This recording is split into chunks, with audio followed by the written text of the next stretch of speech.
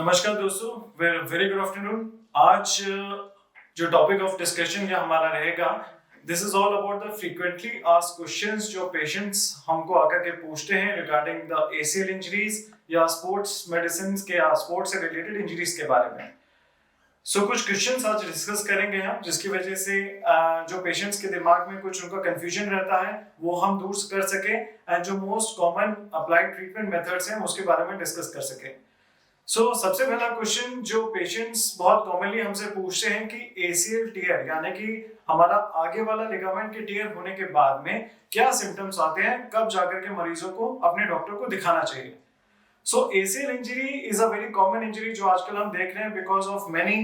Young patients या young athletes taking participation sporting activities में, जिसके कारण घुटने में ट्विस्टिंग इंजरी हो जाना या पैर फिसल जाना या फिर रोड ट्रैफिक एक्सीडेंट्स यानी कि एक्सीडेंट्स के अंदर घुटने में चोट आ जाना, ये काफी कॉमनली देखने के लिए मिलता है। इसके बाद मोस्ट ऑफ द पेशेंट्स को घुटने में सूजन आती है जिसको हम नी फ्यूजन भी बोलते हैं एक्यूट फेज के अंदर, यानी कि जब चोट लगती है उसके तुरंत बाद।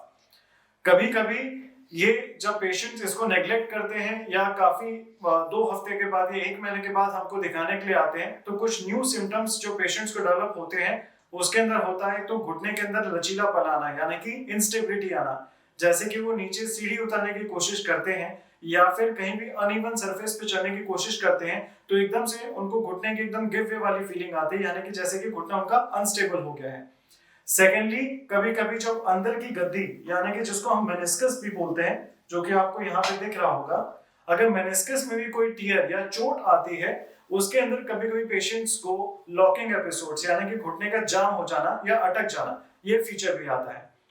तो ये कुछ कॉमन सिम्टम्स के साथ में पेशेंट्स हमारे पास में आते हैं एंड ऑफ कोर्स इस कंडीशन के अंदर हम कुछ क्लिनिकल एग्जामिनेशन जो टेस्ट होते हैं जिसमें हम घुटना कितना अनस्टेबल है उसको हम डायग्नोस करते हैं, और बाकी घुटने की स्किन कंडीशन कैसी है या फिर घुटना आपका कितना मुड़ रहा है इसको भी जांचा जाता है।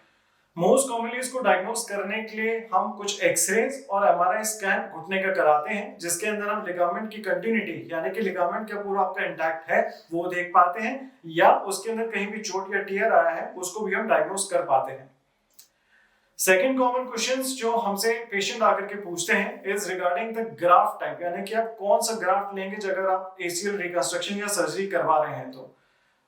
ये डिपेंड करता है अपॉन द सर्जन प्रेफरेंस। बहुत सारे डिफरेंट सर्जन डिफरेंट ग्राफ्ट को देखते हैं end of course secondly patient की एक्टिविटी लेवल, यानी कि पेशेंट क्या स्पोर्टिंग एथलीट है या फिर वो हाउस होल्ड एक्टिविटीज करते हैं, और पेशेंट की एक्टिविटी लेवल ओवरऑल दिन के अंदर कैसी रहती है। ये काफी सारी चीजें हैं जिसके ऊपर डिपेंड करता है कि सर्जन आपके केस में कौन सा ग्राफ्ट यूज करने वाले हैं। बट मोस्ट कॉमनली जो 3 टाइप के grafts are most commonly used, उसके अंदर सबसे पहला आता है हैमस्ट्रिंग ग्राफ्ट, यानी कि आप ही के खुद के हैमस्ट्रिंग टेंडन, जिसमें 2 प्रकार के टेंडन रहते हैं, एक सेमी टेंडिनोसिस और एक ग्रेसिलिस। डिपेंडिंग अपॉन वो कौन सी सर्जरी कर रहे हैं तो या एक ही टेंडन निकाला जाता है या फिर आपके दोनों टेंडन हैमस्ट्रिंग्स के निकाले जाते हैं, जिससे कि आपका एसीएल लिगामेंट नया रिकंस्ट्रक्ट किया जाता है। स्पोर्टिंग एक्टिविटी या फिर बहुत ज्यादा स्पोर्ट्स में इन्वॉल्व लोगों के लिए What many surgeons prefer is taking a BTB graft, यानी कि आपके बीच का जो पटेला टेंडन ग्राफ्ट है उसके दोनों सिरे से हड्डी यानी कि बोन ब्लॉक्स निकाल करके उस ग्राफ्ट को रिकंस्ट्रक्शन के लिए यूज करते हैं। थर्ड जो सर्जन्स प्रेफरेंस के लिए रहती है that is a CQT graft, यानी कि आपकी क्वाड्रिसेप्स टेंडन की जो स्लिप है हम उसी को एज अ ग्राफ्ट यूज करते हैं for your ACL ligament reconstruction. अपनी सर्जरी से पहले यू कैन डेफिनेटली एंड आपको पूछना भी चाहिए एंड डिस्कस भी करना चाहिए आपके डॉक्टर से कि ईच एंड एवरी ग्राफ्ट के क्या नफा नुकसान है, क्या एडवांटेजेस डिसएडवांटेजेस हैं, एंड आपके अंदर यानी कि एसीएल लिगामेंट रिकंस्ट्रक्ट करते वक्त सर्जन कौन से ग्राफ्ट यूज करने वाले हैं। बहुत सारे पेशेंट ये भी आकर के क्वेश्चन पूछते हैं कि क्या मैं अपनी एसीएल सर्जरी को टाल सकता हूं, और या फिर अगर मैं ना करवाऊं तो उसके क्या नुकसान है।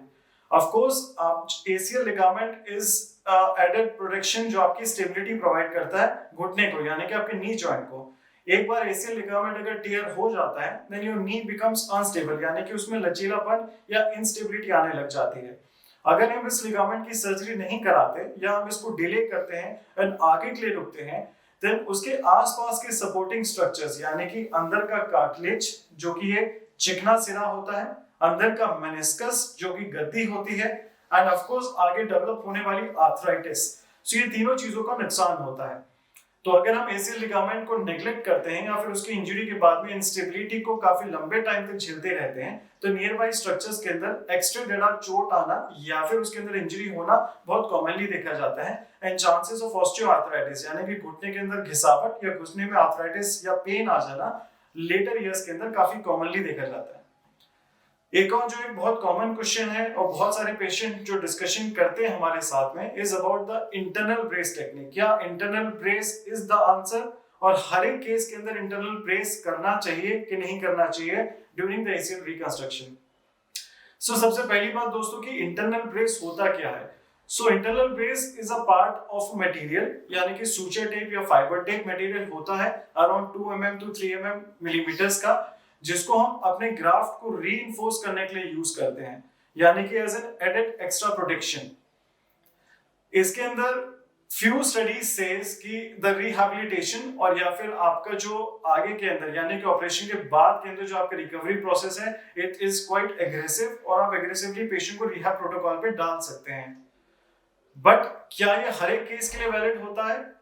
सो it is totally dependent upon the surgeons preference. किसी किसी सर्जन के कुछ स्पेसिफिक इंडिकेशंस हैं बिकॉज द लिटरेचर यानी कि लॉन्ग टर्म लिटरेचर अगर हम स्टडी की बात करें सो it is very limited and the success rate या कि कन्वेंशनल एसीएल सर्जरी जिसके अंदर हम सिर्फ ग्राफ्ट को यूज करते थे end of course along with N internal brace, दोनों के अंदर क्या बहुत ज्यादा डिफरेंस है? तो definitely it is not. Long term studies have not proven that one specific internal brace technique ACL reconstruction के लिए significantly better है rather than using the similar आपके जो ग्राफ्ट हम पहले यूज करते थे। Secondly, internal brace technique के बाद में complications क्या हो सकते हैं या फिर इसके advantages कितने ज्यादा हैं? So as per surgeons and as per current indications इनके कुछ limitations हैं internal brace technique को यूज करने के।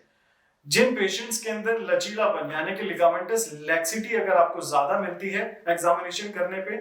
किसी पेशेंट का टिबियल स्लोप यानी कि आपकी जो नीचे वाली हड्डी है उसका अगर ढलान की अगर हम बात करें, अगर वो ढलान टिबियल स्लोप प्री ऑपरेटिवली जांच करने पे अगर आपको ज्यादा मिलती है या फिर किसी पेशेंट के अंदर हाइपर एक्सटेंशन घुटने का ज्यादा सीधा हो जाना, ये सब कंडीशंस अगर आपको ज्यादा मिलती हैं then definitely as a surgeon मैं प्रेफर करता हूं पेशेंट्स के अंदर इंटरनल ब्रेस टेक्निक का इस्तेमाल करना।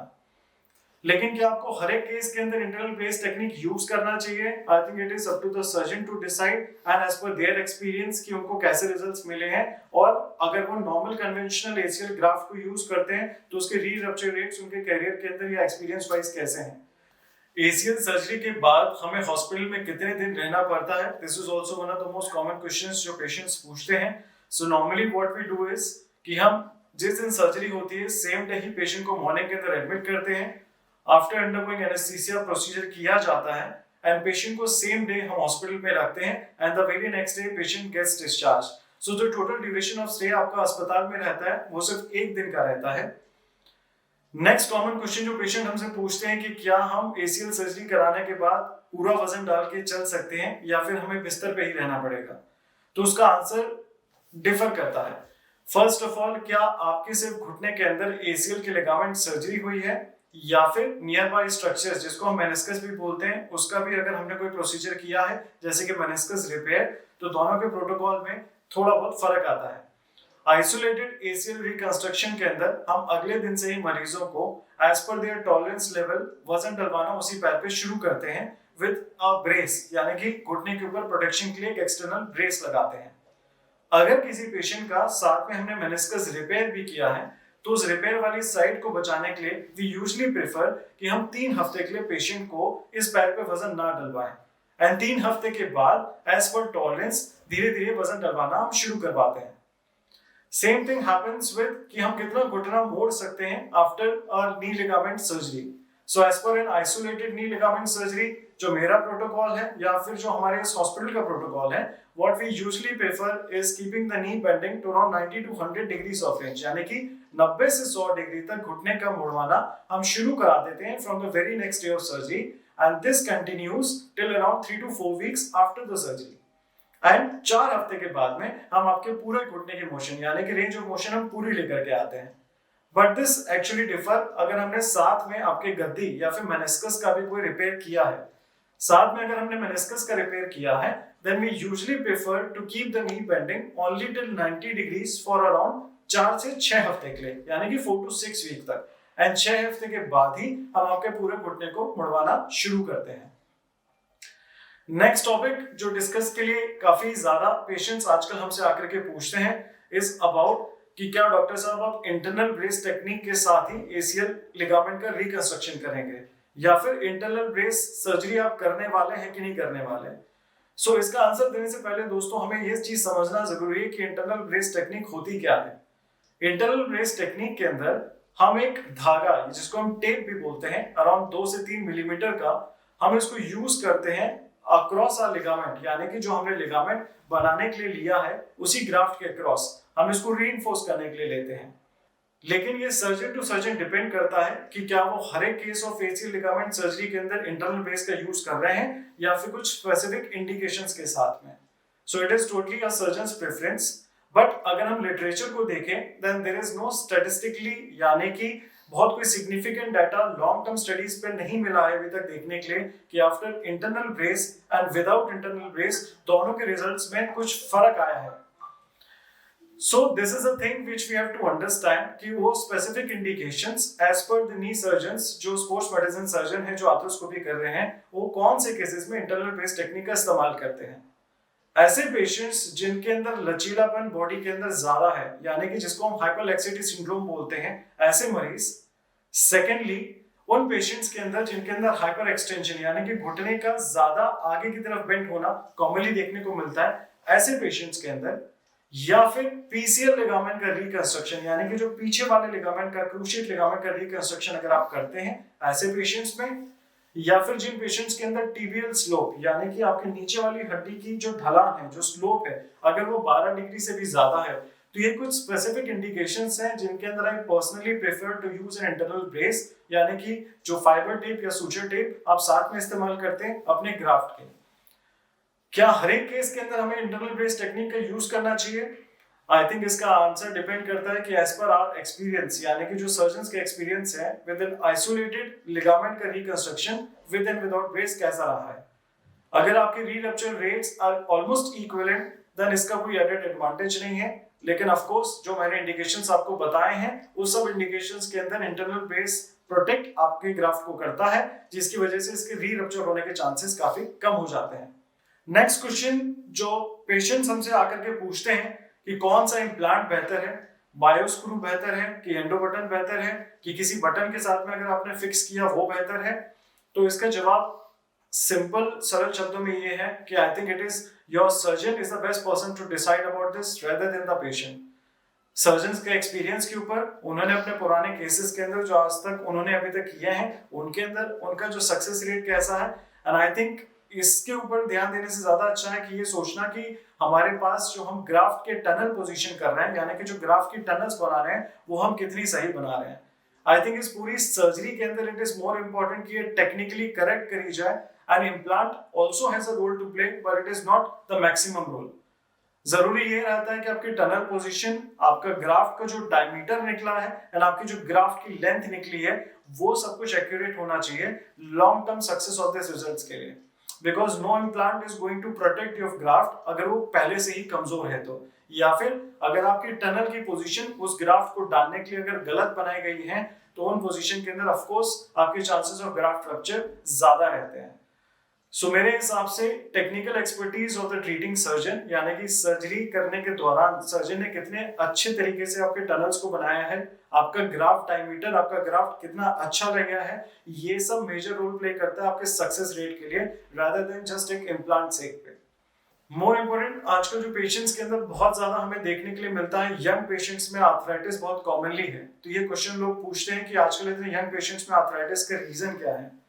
One of the most commonest reasons जो है is about a desk job, यानी कि जो बहुत ज्यादा देर हमें एक ही जगह पे बैठना पड़ रहा है, ऑलमोस्ट 8-8, 10-10 घंटे की सीटिंग्स होती हैं एंड फिजिकल एक्टिविटी हमारी ना के बराबर है।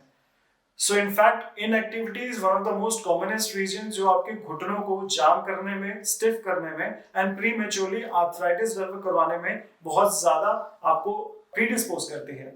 सेकेंडली वजन गेन, यानी कि वेट गेन काफी ज्यादा होना, किसी का वजन ज्यादा होना, ये सब कंडीशन आपके आर्थराइटिस डेवलप यंग एज पे करने पे बहुत ज्यादा एक इज प्रीडिस्पोजिंग फैक्टर। बिकॉज अगर आप जितना कम चलते हैं, आपके फिजिकल एक्टिविटी जितनी कम है, वेट गेन अगर आपको ऑलरेडी होके रखा हुआ है, तो इस कंडीशंस के अंदर आपकी हड्डियां कमजोर होने लग जाती हैं, जिसको हम एक प्रीमेच्योर ऑस्टियोपोरोसिस भी कहते हैं, जिसकी वजह से आर्थराइटिस का पैटर्न पेशेंट्स में बहुत यंग जनरेशन के अंदर हमें देखने के लिए मिलता है।